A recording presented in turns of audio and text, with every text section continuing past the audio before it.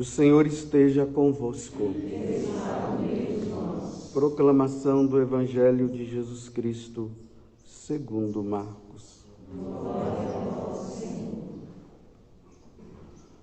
Naquele dia, ao cair da tarde, Jesus disse a seus discípulos: Vamos para a outra margem. Eles despediram a multidão e levaram Jesus consigo, assim como estava na barca. Havia ainda outras barcas com ele. Começou a soprar uma ventania muito forte, e as ondas se lançavam dentro da barca, de modo que a barca já começava a se encher.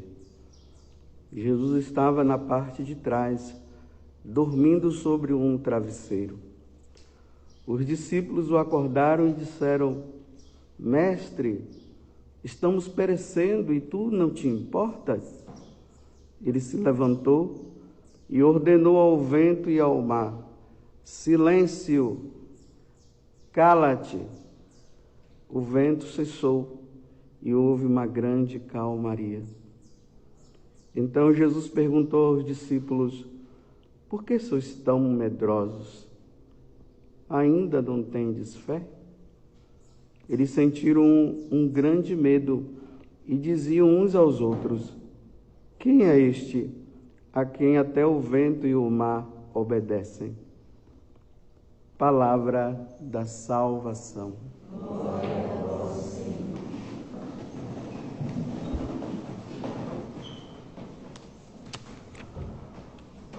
Teve uma vez que em uma das peregrinações que eu fiz, e naquele passeio que a gente faz ali no barco, no mar da Galileia, o céu estava assim, quase que bem nublado, mas não estava ameaçando chuva nem nada. Em um determinado momento, quando nós já estávamos lá, assim quase no meio, do mar, aí começou a vir esse vento forte. E realmente causa um certo medo de quem está ali dentro, viu? Aí eu brincava até com o pessoal: bem, pelo menos eu sei nadar. Eu brincava assim, Mas causa um medo. Imagine Jesus com alguns ali que eram pescadores e eles estavam com esse medo todo. Então, realmente, o vento não era um ventinho muito fraco, não. Era um vento muito forte para eles entrarem nesse estado de desespero que eles acabaram se encontrando. Mas Jesus estava ali. Parece até uma piada, Aqueles homens gritando e Jesus dormindo, na maior tranquilidade. Claro que Jesus estava vendo os balanços ali do barco, mas ele estava tranquilo. Ele é Deus. Na teologia católica, sempre quando se fala de barco, nós devemos lembrar da igreja. A igreja ela é conduzida por nosso Senhor, através dos seus apóstolos. Só que, se nós formos olhar na história da igreja, nós vamos perceber que esses ventos, esses vendavais, essa água, essas coisas que vêm, eu digo até que é do inferno, para tentar destruir a igreja, isso é algo normal. Sempre foi assim e sempre será e não vai mudar. É assim. Teve ali nos Atos dos Apóstolos, fala, que teve um tempo de calmaria ali no início da igreja, mas de repente a tormenta veio e foram tudo dispersos. Cada um foi para um lado. Porque a igreja ela é feita dessa perseguição. Não tem jeito. A perseguição ela pode ser interna, como ela pode ser externa. O ruim é quando é externa. Balança mesmo. Mas externa, já é isso mesmo, Os perseguidores estão aí, não querem saber de Deus, estamos aí para dar o sangue mesmo a Nosso Senhor e tudo mais. Mas quando a coisa é interna, aí não dá para conceber, e isso gera o quê? Uma inconstância, um medo. Vale a pena? Vou em frente ou não? Como nós costumamos até dizer assim, largamos tudo, né? Quantas pessoas que largaram o mundo para entrar nessa tal dessa igreja que oferece uma salvação. E quando entra nessa igreja, não é assim como imaginava. Então lembremos, a igreja geral é assim. Nas arquidioceses, são assim. Nas dioceses, a mesma coisa. E nas paróquias, também. Nas comunidades, a mesma coisa, não muda, é tudo igual. Esse sofrimento, né? Que vai acontecendo. Às vezes nós olhamos assim e dizemos, mas por que aquela pessoa é assim? Por que aquela outra é desse jeito? Não poderia ser dessa forma. E isso vai causando uma turbulência que dá vontade de largar tudo e ir embora. Esses dias eu estava ouvindo uma homilia do Dom Adair, né? Que é aquele bispo que ia pregar o nosso retiro do ano passado, mas quebrou o braço, acabou não vindo.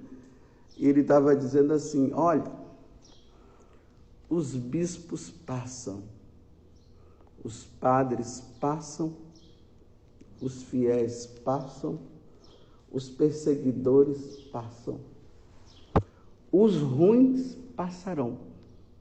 Agora eu dou um acréscimo, os bons também. Todo mundo vai passar. Os bons e tudo. Você vê na primeira leitura da carta aos Hebreus, quando fala dessa questão da fé, aqui eles vêm dizer, tem um momento que ele vai dizer assim, que o que impulsionava eles para caminharem sempre para frente era a pátria celeste. Era isso. Aí diz assim, se não existisse a pátria celeste, eles iriam voltar. Mas o que impulsionava era a pátria celeste. Existe uma pátria melhor. Então, diante desses tormentos que nós vamos vivendo, o que deve mover a cada um de nós é a virtude da esperança. Aqui, olha, entre aspas, não tem jeito não, é assim, viu? Nós não podemos ficar usando aquela esperança, vai tudo melhorar. Pode ser que um pouquinho, depois volta de novo. É assim, uns passam, outros não. Os bons vão, os maus vão. E aí, o que é que alimenta essa esperança de uma pátria melhor? Mas o que é que nos leva a entrar em crise? Muitas vezes nessa situação de tormento que nós vamos vivendo ali na paróquia, né? Aquela perseguição que vem. Às vezes é o sacerdote que é o perseguidor, é o pároco. Mas às vezes são os fiéis que são os perseguidores. E assim por diante. Mas, olhando tudo isso, e existe essa esperança de que o que vai mudar não é aqui, é lá, era isso que motivava os santos a perseverarem. A pergunta que vem é, mas por que Jesus fica quietinho? O barco está lá e ele está ali dormindo na maior, aí depois levanta, cala-te, pá, tá. Mas quem é esse daí que até... Essa é a pergunta que fica sempre no coração daqueles que estão levando nas costas. Até quando? Lá no livro do Apocalipse, né? A perseguição da igreja, a perseguição à igreja, os cristãos olhavam para João, o último dos apóstolos, e diziam assim, até quando? Você está dizendo que Jesus está vindo, que Jesus é o nosso protetor, Ele é o nosso Senhor. Ele diz, até quando? Até quando nós vamos viver nessa perseguição? Até quando nós vamos viver vendo os nossos filhos sendo levados para os leões comerem, devorarem? Até quando, João? Olha o consolo de João. Eu vi uma multidão diante de Deus, com vestes brancas, e eles diziam diante do Senhor, santo, santo, santo, santo. Aí, mas João, isso é lá, eu quero ver aqui. Aqui, João, até quando nós vamos viver essa situação? Eu vi uma multidão lá, que eram aqueles que foram lavados na veste do Cordeiro, aqueles que foram fiéis. Eu os vi diante de Deus. Olha o que é o consolo para o cristão. Olha o consolo para quem pertence a uma comunidade religiosa. Olha o conforto para quem pertence a uma congregação, a uma ordem religiosa, quando está passando aqueles momentos de que a pessoa não encontra esperança nenhuma. É isso, olha, até quando? A pessoa vai assim para o outro, até quando eu vou viver isso?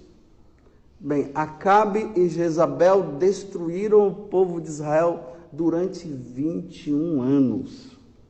O povo lá e aqueles dois atrapalhando a vida do povo de Israel. Até quando? 21 anos depois se resolveu a coisa, mas depois vieram outras. Vieram outros. 400 anos no Egito. Aquela perseguição lá do faraó. Senhor, nos ajuda, Senhor, nos ajuda, Senhor, nos ajuda 1 ano. Senhor, nos ajuda 2 anos. Senhor, nos ajuda, Senhor, nos ajuda, Senhor, nos ajuda 3 anos. Senhor, nos ajuda, nos ajuda, nos ajuda 4 anos. 400 anos depois, aparece um tal de Moisés. E vai e ajuda. Mas por que Deus fica quietinho?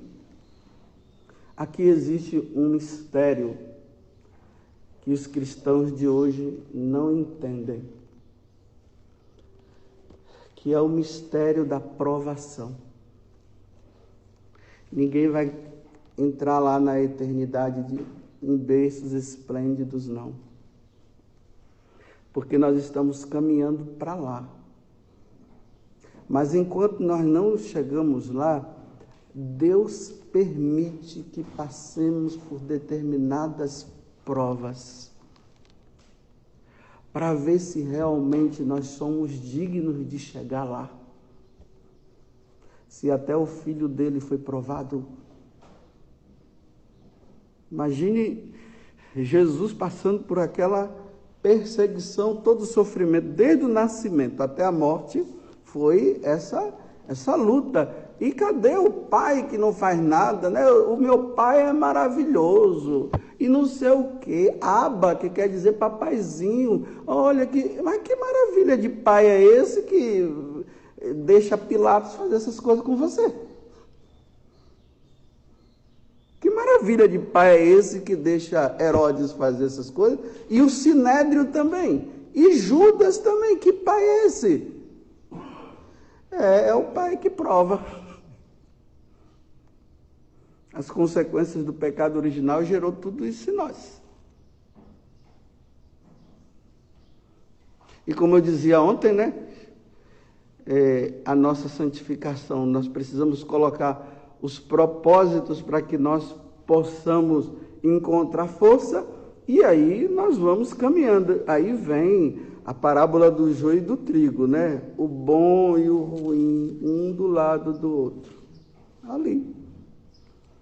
Né? O Salmo 72, o 73, se vocês puderem ler, vocês leiam.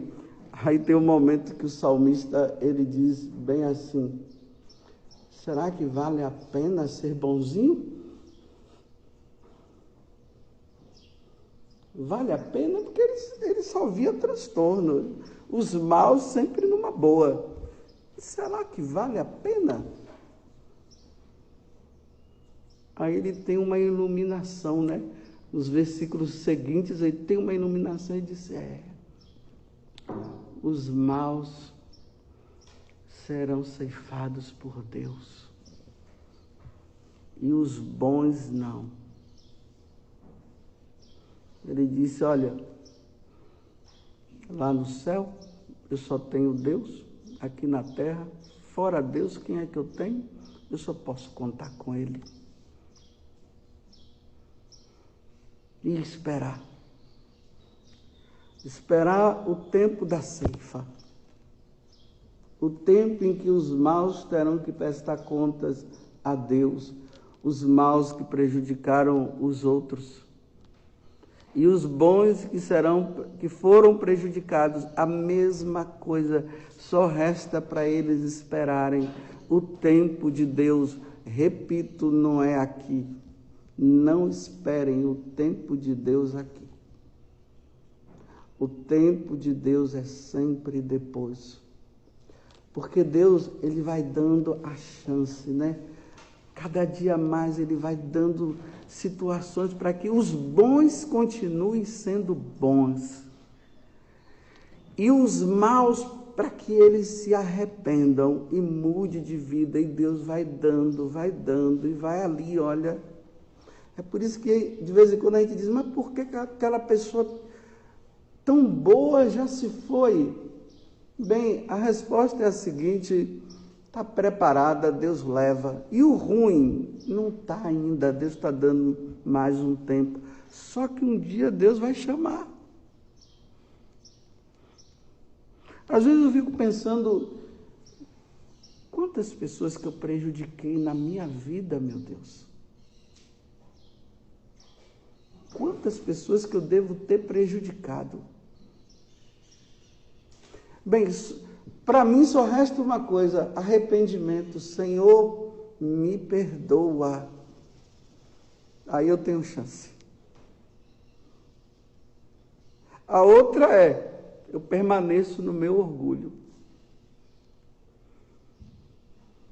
Eu dizendo: me perdoa, Senhor. Eu irei ao encontro dele, da pátria celeste, como a primeira leitura está dizendo. Eu vou arrependido. Ou eu posso ir no meu orgulho, achando que eu agi corretamente. Mas como que eu agi corretamente se aquela pessoa foi prejudicada? Se aquela pessoa está doida hoje?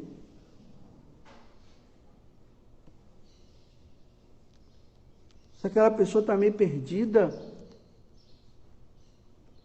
E eu achar que está tudo bem, está tudo certo, mesmo que eu estivesse bem, certo, mas pelo menos causei um mal, aquela pessoa está doida. Então, vamos atrás do doidinho para tentar fazer alguma coisa pelo doido, pelo menos reparar o mal que eu fiz.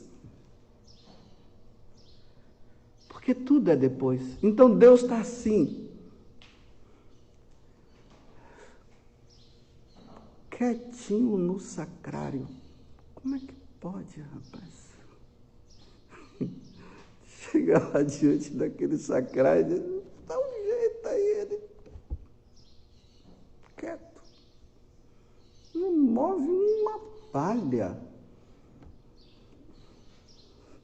Nem dá assim um sinalzinho de esperança que diz assim: olha, mas eu estou quietinho, quieto. Por que Jesus está quieto no sacrário? Porque o que ele tinha de dizer, ele já disse. É por isso que ele está quietinho, porque Deus só fala uma vez. Deus não fala várias vezes, ele fala uma vez. E nós já sabemos o que ele falou. Para que incomodar o Espírito Santo? Então ele está quieto. No momento que nós não sabemos, ele vai se erguer e vai dizer: cala-te. Bem, no juízo final vai ser assim, nos tempos finais, né? A igreja vai passar por essa prova tão grande. Aí o pai vai dizer assim: basta, vai lá, meu filho, resolve o problema. O tempo acabou. Quem mudou, mudou. Quem não mudou, não mudou. Mas não dá mais.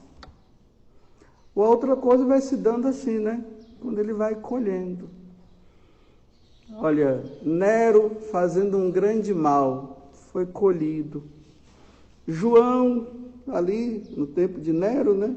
Foi também. Nero para um lado, João para o outro. Sim.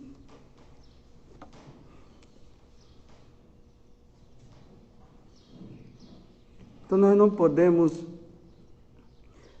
questionar Deus. Nós devemos estar com Deus. A própria vida já é o pedido. E Deus vai realizar no momento certo. Mas uma coisa eu tenho certeza, essa perseguição existente dentro da igreja não vai acabar nunca. É uma bola de neve. Sai um, entra outro. É assim. Mas eu só tenho, enquanto católico, eu só tenho que perseverar. E pedir a Deus a graça da perseverança. Jamais aderindo ao mal, sempre ao bem.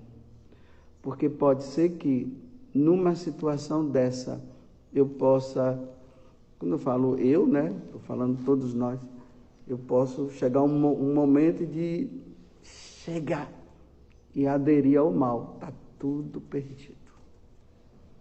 Sempre aderindo ao mal. Ou ao bem, desculpa. Era para ver se estavam dormindo. Sempre aderindo ao bem. Às vezes dá vontade de ser mal, mas eu não posso ser mal. Eu tenho sempre que ser bom. E ser livre também. Eu não posso permitir que me obriguem a fazer o mal. Nunca vou fazer o mal. Sempre o bem. E sempre esperando um Deus